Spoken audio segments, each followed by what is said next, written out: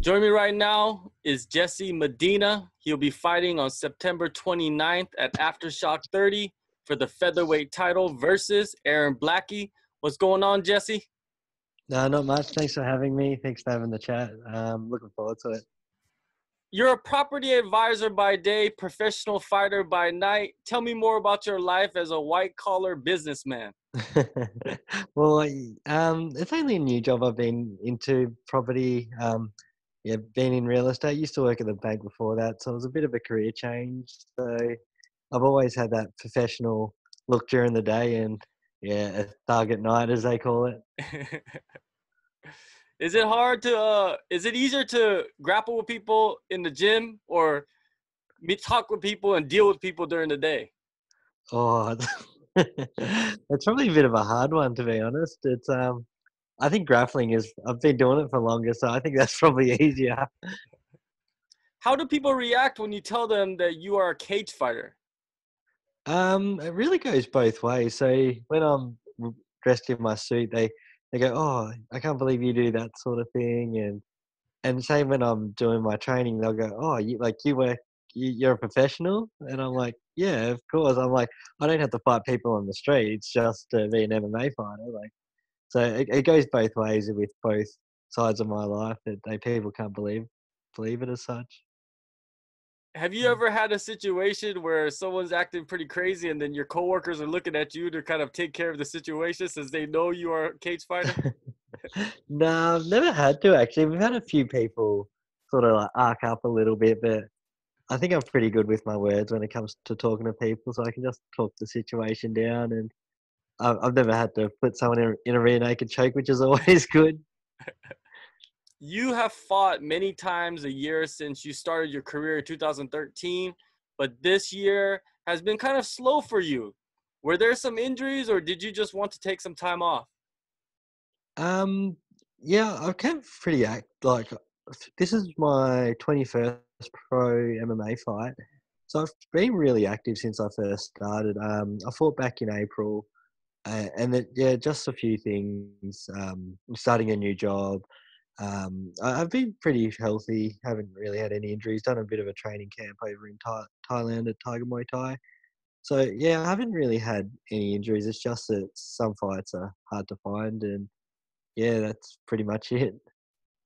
Speaking of your last appearance in the cage, it was at Phoenix FC6. You dropped a split decision. Many people had you winning that fight. Was that loss a hard pill to swallow?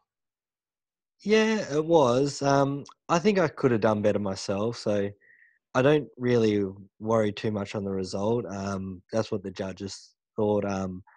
Like I should have done more to win, and I shouldn't leave it in the judges' eyes. All of my wins have come by submission as well, so it's sort of probably I should have finished it as such. So, but yeah, it was hard to take the loss, especially watching the footage back. But I just move on, just learn from the mistakes I made during the fight and where I can improve on.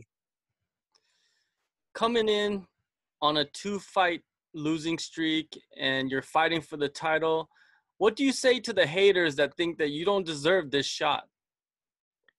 Um, Haters have got to hate pretty much. They've got nothing else to do. They've got to hate. So, like, I've been around for. Oh, this is my 21st fight. So I've been around. I fought a lot of people in Australia. I fought a lot of good people in Australia. I've got the Valor featherweight title, which unfortunately I couldn't defend because of the promotion closed down. So yeah, I don't care what they think. Suman Mokhtarian's my manager from One Out Fighter Management. He organised the fight for me, so yeah, I'm happy with him. And yeah, it's haters have got to hate. That's all I've got to say. It seems like Suman is doing a great job managing fighters out in Australia and getting them the fights that they deserve. Yeah, he's really killing it at the moment. All of his guys are doing really well. I can't talk about him highly enough. Like he's a great guy as well, friendly guy, and professionally, he just yeah. I went to Abu Dhabi earlier in the year. What more can you ask for? For sure. You guys met for the first time in 2015 and you were submitted in the first round. Since this is a rematch, does it make it easier for you to get up in the morning to train than normal? Does revenge drive you?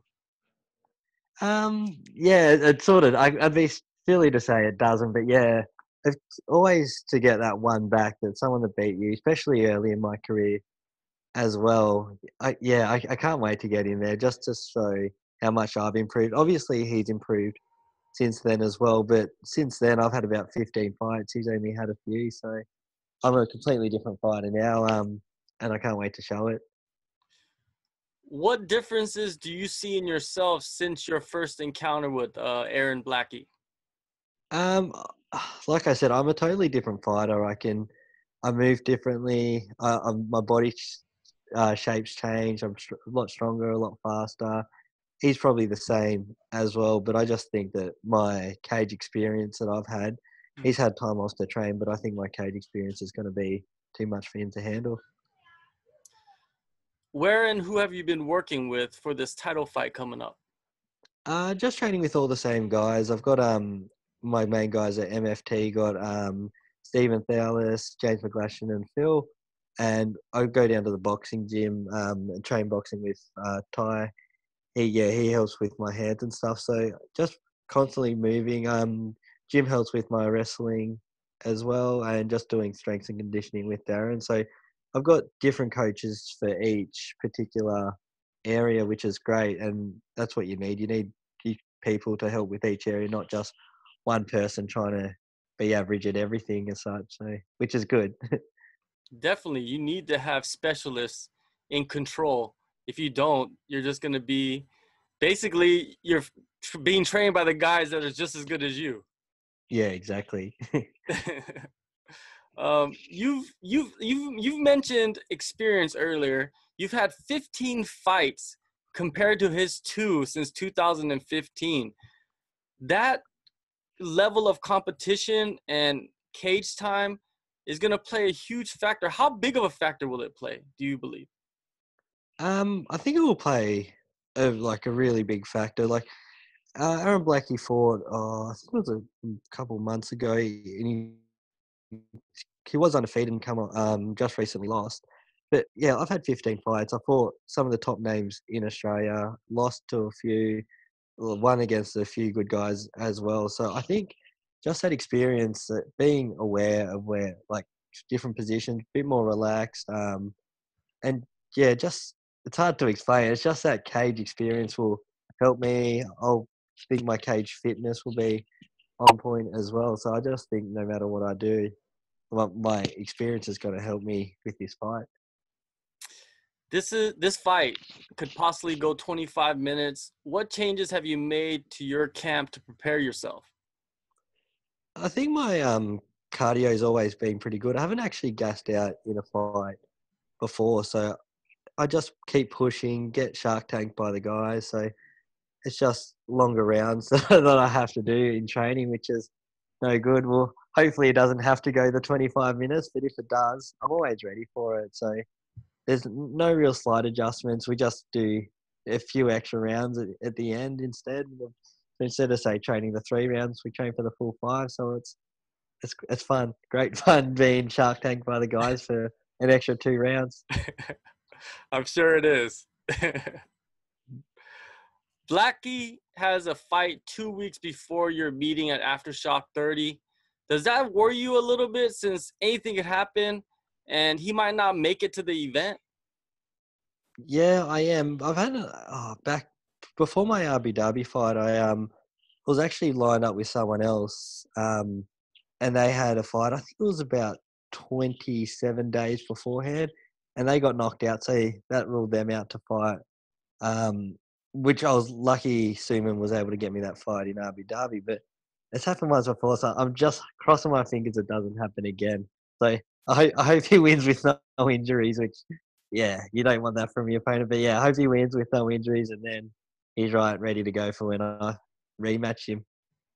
I'm pretty sure if anything happens, Aftershock must have a backup plan and your fight Yeah, will still yeah, probably continue just with a different face. yeah. I'm pretty sure they do have a backup plan. Aftershock, they seem really professional from all of my dealings with them. Heard a lot of good things about them, so I'm looking forward to being on the promotion. And yeah, they said they did have a backup, so we'll just have to wait and see next weekend. For sure.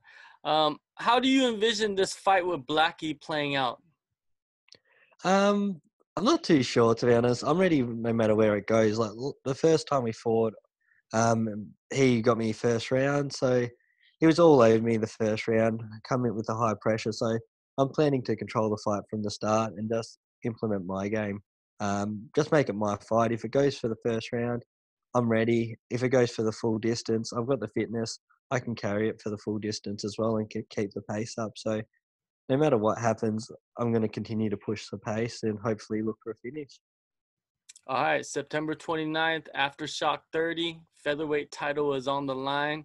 Jesse Medina will face Aaron Blackie. Thank you, Jesse, for your time, and good luck on your fight, sir. No worries. Thank you for having me. Thank you again.